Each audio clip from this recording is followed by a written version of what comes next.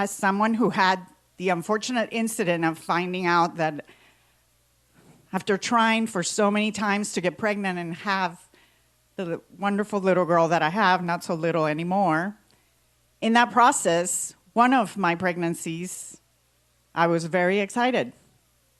Here we are, finally, after so many tries, you're pregnant. And it wasn't until quite a few weeks into it that we found out that it was actually an ectopic pregnancy. Obviously, an ectopic pregnancy doesn't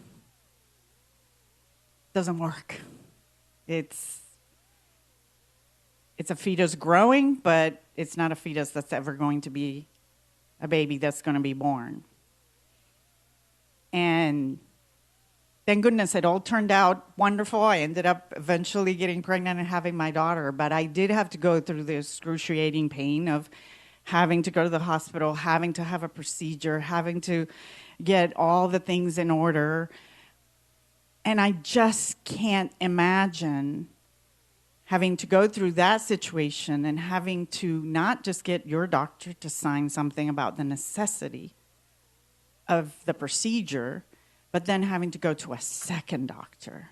I have a 15-year-old daughter, and she was recently here in Tallahassee visiting with some of her friends, and I had to have the conversation with her about how to cover her Coke bottle to ensure nobody puts a roofie in her drink.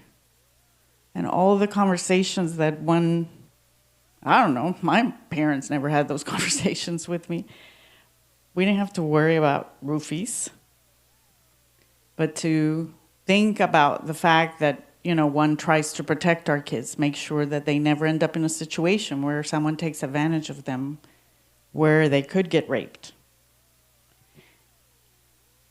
And I know that most parents are dealing with these kinds of feelings, and here we are talking about something so extreme as no exception for rape or incest.